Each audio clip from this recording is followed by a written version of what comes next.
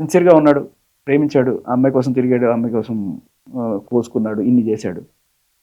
ఆయన ఎవరికి ద్రోహం చేయాల. ఇప్పుడు సపోజ్ ఆయనకి పెళ్ళి అయింది అనుకోండి, ఆ ఎమ్మెల్యేకి పెళ్ళయి పెళ్ళాన్ని చీట్ చేస్తూ ఇలా చేశాడు అనుకోండి, అది తప్పు పట్టదు. బట్ ఆయనకి పెళ్లి కాలేదు, ఈజ్ అన్ ఎలిజిబుల్ బ్యాచులర్. సరే ఆయన పెళ్ళైన అమ్మాయిని చేసుకుంటాడా లేకపోతే పెళ్లికైన అమ్మాయిని చేసుకుంటాడా అనేది ఆయన ఇష్టం. ఆయన బట్ ఆ అమ్మాయితో సిన్సియర్గానే ఉన్నట్టు కనబడుతుంది కదా. ఇవాళ సరే అలా ఉంటున్న క్రమంలో వాళ్ళ ఆయనతో మాట్లాడాడు, ఇంకా వేరే కొన్నాళ్లలో పెళ్లి చేసుకుందాం అనుకుంటే ఉన్న టైంలో మరి వీళ్ళిద్దరు ఫిజికల్గా కలుస్తున్నప్పుడు మరి కరెంటు ముట్టుకుంటే షాక్ కొట్టదా.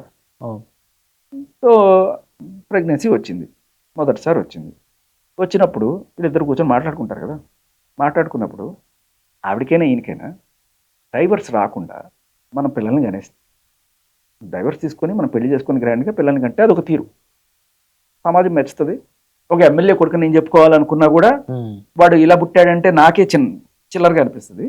కాబట్టి ఏం చేయాలి, ఆయనతో డైవర్స్ తీసుకొని తర్వాత మనం చేసుకుందాం అని ఆయన అనుకుని ఉండొచ్చు.